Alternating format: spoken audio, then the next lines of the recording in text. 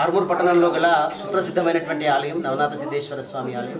నిన్నటి నుండి అంటే శనివారం నాడు అమావాస్య రావడంతో ఇప్పటి నుండి కూడా ఒక మాసం వరకు కూడా అధిక మాసము అనేటువంటిది ప్రీతి. జ్యేష్ఠ అధిక మాసంలో ఏదైతే స్వామిని దర్శించుకున్నా చాలా మటుకు బాగుంటుంది. అధికస్య ఫలం.